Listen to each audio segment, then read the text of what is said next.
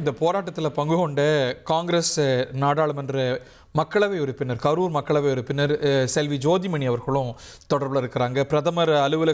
பிரதமர் இல்லத்துக்கு முன்பாக நடைபெற்ற போராட்டத்தில் உங்களுடைய பங்கும் இருந்தது. இன்னைக்கு பிரதமர் தர்மேந்திர பிரதான் ராஜினாமா செய்திருக்கிறார்.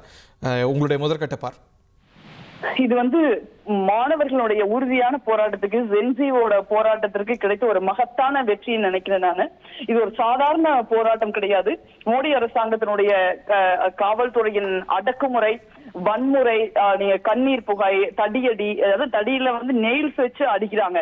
அது பெண்கள் இளம் பெண்களை நீங்க ஒரு உடல் ரீதியாக அவர்களை தொடக்கூடாத இடங்கள்ல தொடர்த்து அவமானப்படுத்துறது, உடல் ரீதியான வன்முறை ஏற்படுத்துறது, பெல்லட் குண்டுகள் உட்பட நீங்க தீவிரவாதிகள் மீது, நம்ம நாட்டினுடைய எதிரிகள் மீது பயன்படுத்தக்கூடிய ஆயுதங்களை எல்லாம் நம்ம வீட்டு பிள்ளைகளுக்கு எதிராக பயன்படுத்தி அவருடைய எதிர்காலத்தை நிர்மூலமாக்கணும் நினைச்ச ஒரு அசுர அரசாங்கத்திற்கு எதிராக அவங்க அச்சமின்றி உறுதியோடு போராடி இந்த வெற்றியை அடைஞ்சிருக்காங்க. அவர்களுக்கு என்னுடைய நல்வாழ்த்துக்களையும் பாராட்டுகளையும் தெரிவித்துக் கொள்கிறேன். அதே போல ஏறக்குறைய 6 வருஷமாவே தலைவர் ராகுல் காந்தி அவர்கள் இந்த பேப்பர் லீக் இஷ்யூவை எடுத்து பேசிக்கிட்டு இருக்காரு.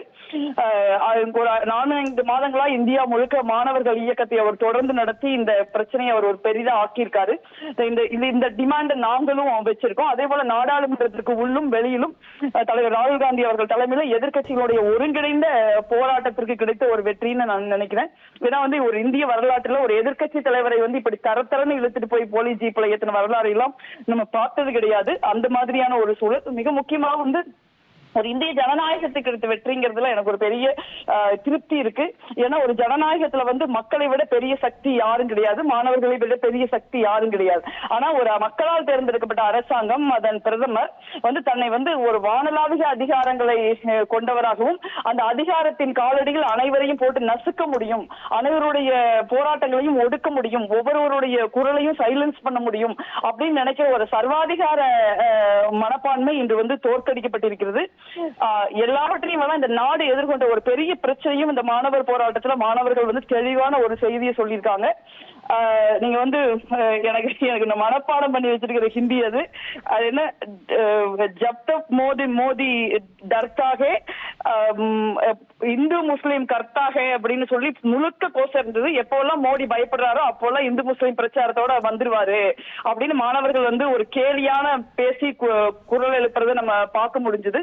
அந்த அளவுக்கு ஒரு நரேந்திர மோடியினுடைய பிம்பத்தையும் அவங்க உடைச்சு நொறுக்கியிருக்காங்க. அது பல்லாயிரக்கணக்கான கோடி பொருட்செலவுல ஊடகங்கள் உட்பட அனைத்து அமைப்புகளையும், ஏன் சமூக ஊடகங்கள் இருக்கிற இன்டர்நேஷனல் அமைப்புகளை கூட கட்டுப்படுத்தி ஒரு மிக கவனமாக உருவாக்கப்பட்ட அந்த போலியான 56 இன்ச் பிம்பம், அந்த பலூன் இன்னைக்கு அதுல ஊசி குத்தி விட்டு இருக்குது ஜென்சி.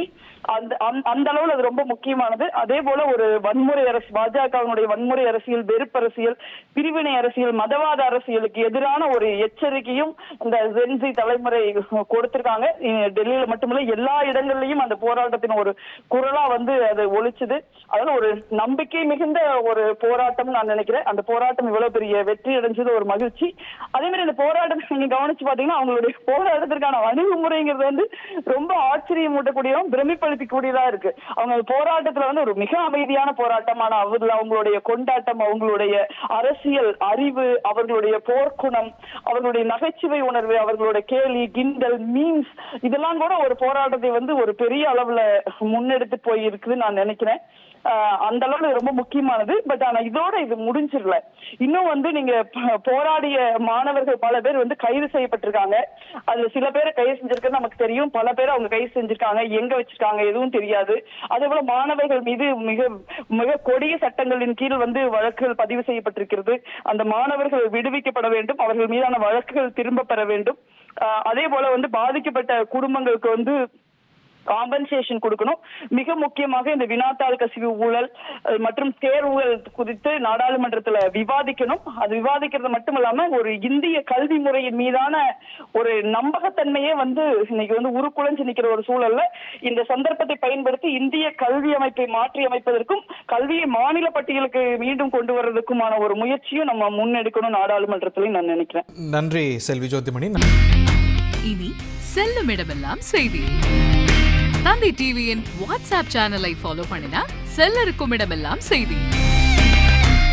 இதோ QR கோட், இப்பவே ஸ்கேன் பண்ணுங்க, ஃபாலோ பண்ணுங்க.